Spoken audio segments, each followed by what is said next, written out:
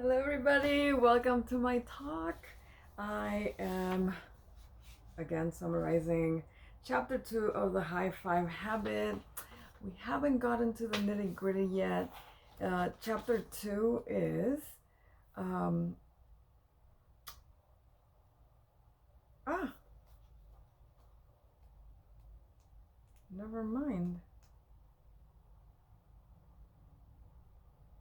Okay, I guess I was reading chapter 3. Yeah, I was reading chapter 3. Okay, so chapter 3 is I have, and I just want to make sure. Yeah, because the chapter 2 was says science says it works, and that's when I was telling you all the stuff that happened after studies of using the have five. That's what I talked to you about last week, which was chapter 2.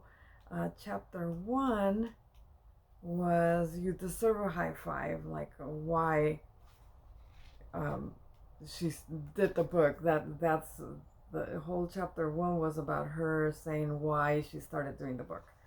And then chapter 2 was the science of the high five, like there's scientific information that shows us that a high five works. And chapter 3 is I have a few questions, and so it's questions that people have asked her, and some of the questions are how exactly do I start doing it, and she says very simple, just go get up in the morning, get up, stretch, you go to the restroom. I always go to the restroom first thing in the morning. I gotta pee, so you pee, you brush your teeth, and then you look at yourself in the mirror because there's always a mirror in the bathroom, and give yourself a high five. Another question was, do I have to touch the mirror or can I just like um, go over the mirror? And she says that it's up to you. Like some people don't like their fingerprints on the mirror, so don't touch the mirror. But you could touch the mirror if you feel like, let me touch the mirror. And then it says, why do it first thing in the morning? Because that's when you don't have anything else in your brain, but I gotta pee and my mouth stinks, right? So then the next thing, high five, and then your facial routine for the morning, because I have one now. Um, but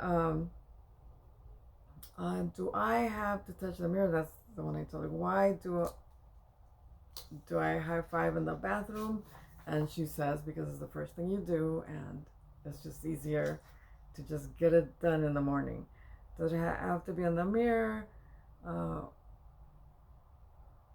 That's awkward. Clap or high five my hand. Okay, that I thought this one was funny.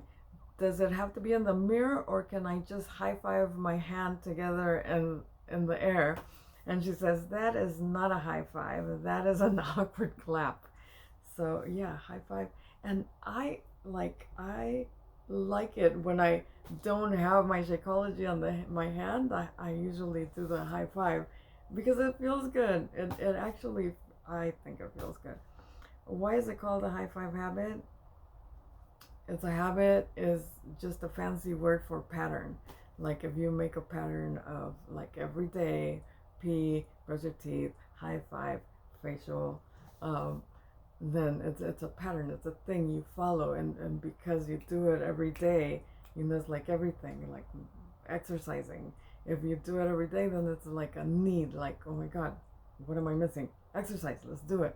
If you don't make it a pattern, it's like, oh, I'm tired. I'm tired. Make it a pattern. Consistency.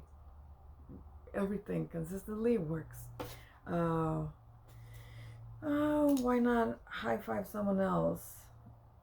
It says you already high five everybody else. It's time to take care of you. I'm really surprised by how emotional it made me. Is this normal? Yes, it's really really normal. In fact, many people who try it are surprised by the emotion that comes up. You might relate to some of these stories. So it has stories about people doing that and, being sentimental.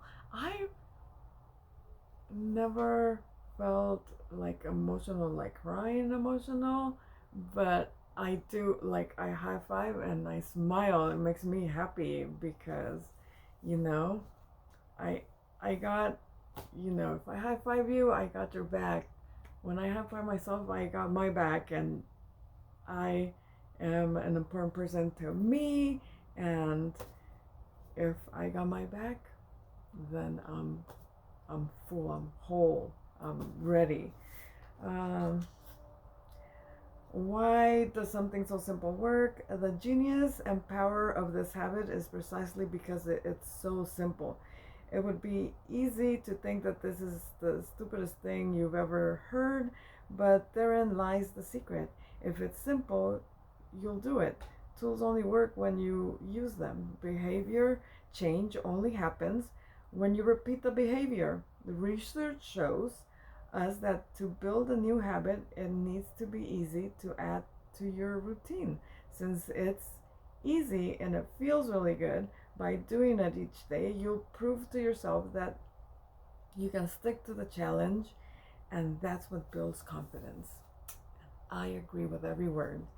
Uh, why should I trust you? You don't have to. I'm trying to teach you how to trust yourself. I don't want you to look at me. I'm turning your back towards the reflection in the mirror.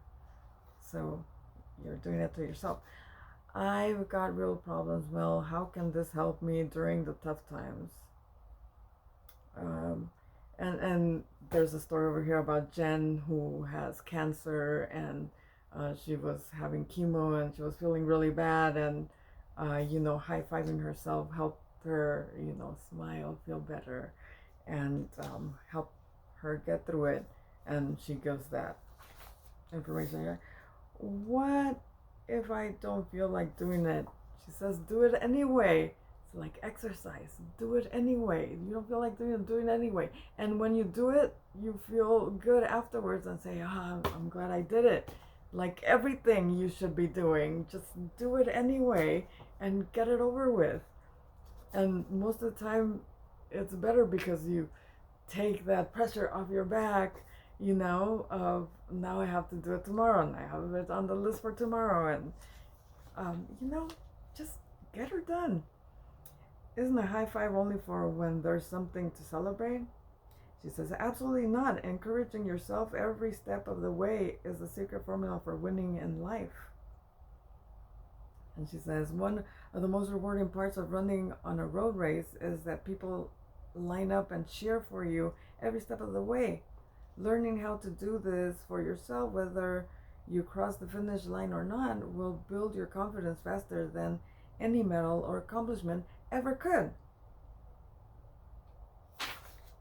And so, those are the types of questions. And then it says, okay, I'm ready to start. What's the best way to begin? And remember to do it. And she has this high five challenge. So it's a 5-day, you sign up to her website thingy, and it reminds you to high five yourself, and then I think you get emails from her saying, cool, you're doing great, and then the last thing, it says, after just 5 days you will be surprised by how different you feel. This is what Fran had to say. I must say, it hits different every time I high five myself. I can feel something heal a little more. I believe a little more. This is day 5 of high fiving myself and being transformed by the renewal of my mind. Now it's a movement. My friends and family started doing it as well, and now I see that I can make a profound difference in the world. Can I create lasting changes? Yes. And the high five in the mirror is just the beginning. In the remainder of the book, you'll learn a dozen more ways to give yourself the encouragement and support you need.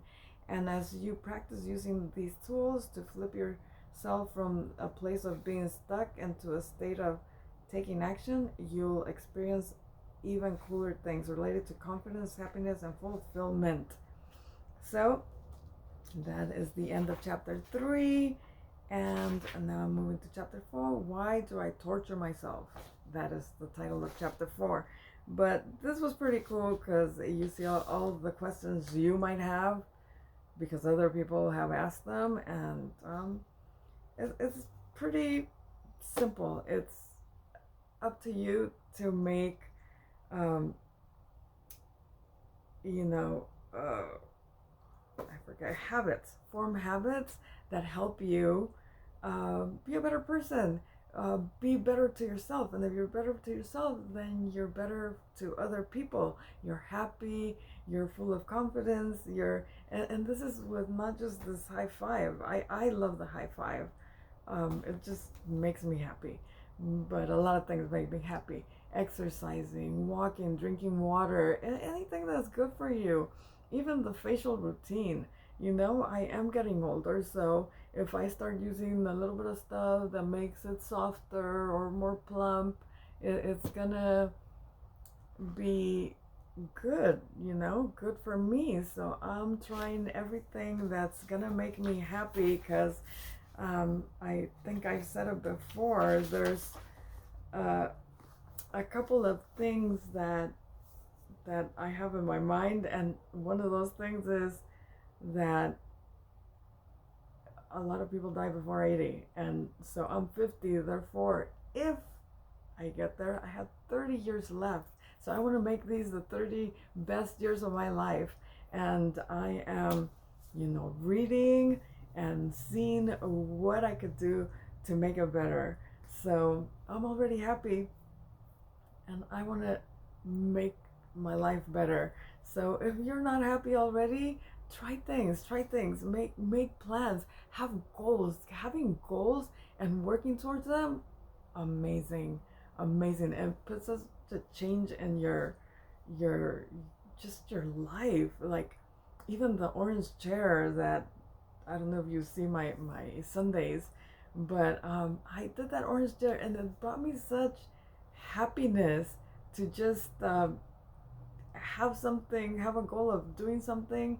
And painting a chair should be very simple and fast, and it took me a couple of weeks because I couldn't get to the paint, I couldn't make time for this, all kinds of things, but I got it and I did it. And I put it on my to-do list every Sunday, every day. Okay, you make sure, like, what are we gonna do to get this chair painted? And I did it. And I know, like, the day I was gonna do it, I didn't have the white paint. Like, things happen, and it discourages you, but you just keep on going. And once that chair was orange, I just felt so happy. And it's just an orange chair.